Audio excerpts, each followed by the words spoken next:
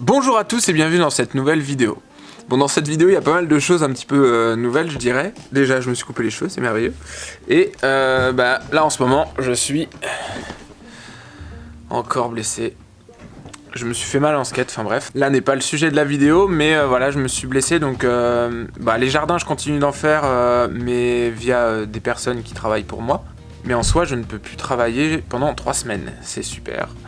Donc je vais quand même pouvoir vous faire un sujet de vidéo sur les plantes comestibles qu'on peut trouver en pleine nature, que vous pouvez trouver en cette saison pour vous faire des petits plats et aussi que ce soit bon pour la santé. Donc je vais vous en énumérer quelques-unes. Bien sûr je vais pas pouvoir tout vous dire, c'est normal parce qu'il y en a vraiment énormément.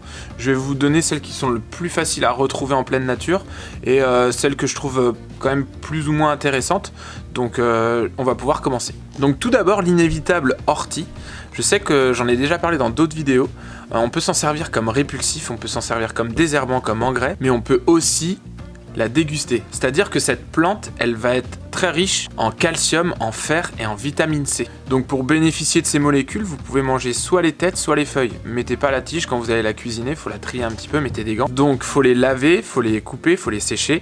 Et après il y a plusieurs solutions, vous pouvez les faire revenir dans du beurre fondu ou vous pouvez aussi les faire revenir dans de l'eau. Donc je sais qu'on peut en faire en fonction de la quantité que vous avez, soit en beurre fondu, vous récupérez un beurre fondu aux orties, vous pouvez le mettre en tisane, mais vous pouvez aussi le mettre en soupe d'ortie, c'est vrai que c'est très connu, il y a des recettes partout sur internet, donc franchement c'est pas mal. Ensuite, ce qu'on retrouve partout, bien sûr dans vos pelouses, dans votre jardin, c'est le trèfle. Donc ne cueillez pas le trèfle qui subit des traitements, des piétinements, etc. Ça va dépendre aussi dans la zone dans laquelle vous vous trouvez. Cette plante-là, on peut la manger en salade, c'est vraiment pas mal. Vous pouvez aussi la mettre par exemple en part de quiche, etc. Enfin, il y a vraiment plein de possibilités.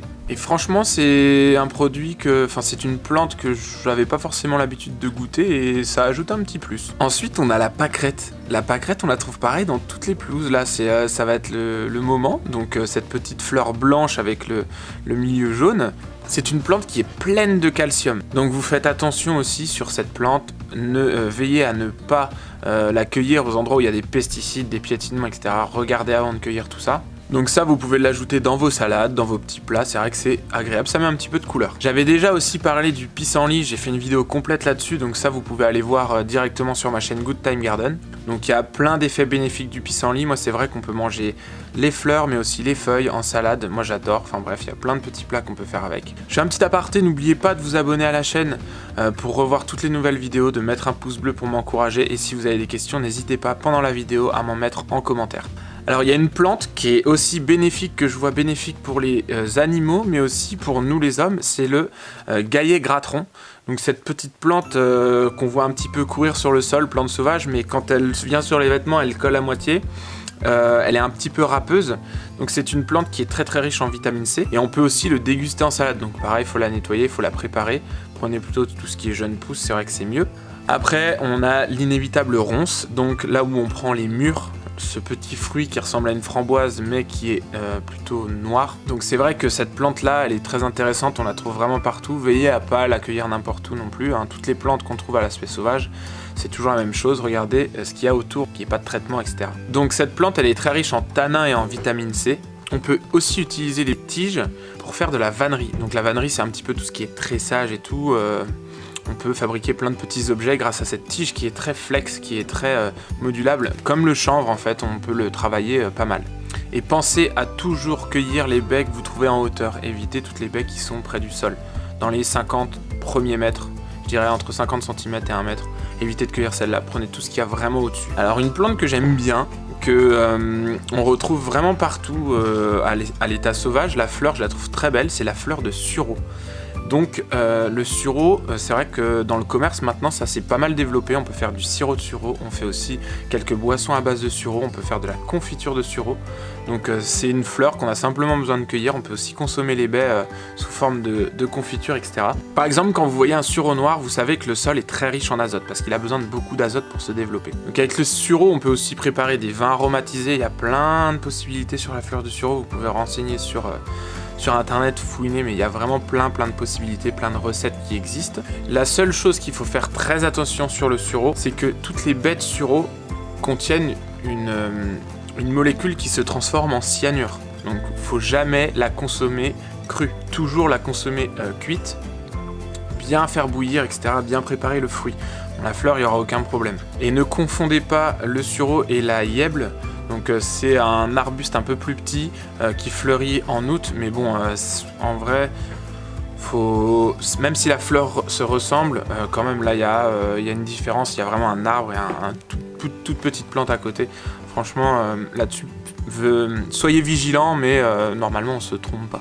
Ensuite, on a aussi l'ail des ours. L'ail des ours, c'est vrai qu'on la trouve partout. Moi, j'aime bien cette petite odeur aillée qu'on peut se servir en salade et tout. Il y a une petite fleur blanche qui est vraiment pas mal. Ça ressemble comme un petit muguet à moitié en fait. C'est un petit aspect très joli qu'on peut retrouver en nature. Donc, on va la retrouver très souvent sur des sols plutôt humides. Et ce qu'il faut savoir, c'est que dans l'ail des ours, tout se mange, que ce soit la fleur, la tige ou les petits boutons qui commencent à apparaître. Donc en recette, moi on peut le mettre en salade, on peut faire du pesto, de la soupe, enfin il y a vraiment plein de recettes sur l'ail des ours. Donc c'est une petite plante très simple mais qui donne qui relève pas mal de plats que je trouve très intéressant. Et une plante, je pense, qui est pareil, assez facile à reconnaître, c'est le chardon. Le chardon, ça on le retrouve partout, cette petite plante avec une floraison violette qui pique un petit peu. Mais voilà, c'est une plante très intéressante aussi et étonnamment on peut aussi consommer la fleur. Il faut la récolter plutôt au printemps, donc cette plante, vous allez la faire bouillir dans l'eau et après cette eau de cuisson, vous allez la garder pour cuire votre riz. C'est une plante qui va parfumer votre plat en fait. Donc ça reste quand même intéressant et puis même les qualités de cette plante pourra vous apporter que du bénéfice sur votre santé. Je vais finir par deux plantes qu'on peut retrouver. Il y en a une, je suis pas sûr que tout le monde aime, c'est l'oseille sauvage, c'est assez particulier, c'est un peu amer, c'est un petit goût un petit peu spécial. Mais on peut la manger, par exemple du saumon, avec du saumon à l'oseille, c'est vrai que ça relève le plat, ça va très bien. Il y a plein de cuissons de l'oseille, c'est une espèce de grande feuille. On peut aussi la cultiver facilement dans le jardin, vous récoltez un petit pied sauvage, vous le mettez dans votre jardin, ça va très bien pousser. Il faut faire attention à ne pas le confondre avec l'arum, je crois que ça s'écrit comme, enfin c'est A-R-U-M, donc ne confondez pas avec cette plante, ça se ressemble un petit peu. Donc de toute façon, ce que vous pouvez faire, c'est quand vous froissez la feuille, vous allez tout de suite sentir l'odeur d'oseille, vous allez tout de suite voir que c'est de l'oseille, donc veillez à faire attention à ne pas confondre cette plante là. Et pour terminer, une petite plante que j'aime bien, que je retrouve aussi dans le jardin de mes parents, c'est la mélisse citronnée. J'aime bien, ça ressemble un petit peu à la menthe en fait, c'est un petit peu un aspect de menthe, mais par contre quand vous allez la frotter dans votre main, ça va tout de suite sentir le citron, c'est vrai que c'est agréable. C'est vrai que cette plante, on va pouvoir la retrouver plutôt tout au long de l'année, enfin sauf l'hiver si ça gèle, etc. Mais dès qu'elle commence à ressortir de terre à la belle saison, elle reste quand même très longtemps, donc on peut s'en servir sur plein de plats. Donc on va pas forcément la mettre, comme je dirais, en salade, ça va être plus du fait de sa propriété, elle sente le citron, la citronnelle, etc. C'est agréable. Ça va être plutôt des plantes qu'on va accrocher en bouquet pour parfumer des plats, pour parfumer aussi, ça peut être... pourquoi pas des tisanes, etc. Mais c'est vrai que c'est une plante plutôt intéressante, tout ce qui est infusion et parfumer des plats. La mélisse citronnelle, moi c'est vraiment un parfum doux que j'aime bien, citronné. Donc voilà, cette vidéo était un peu longue, j'avais beaucoup de plantes à vous présenter.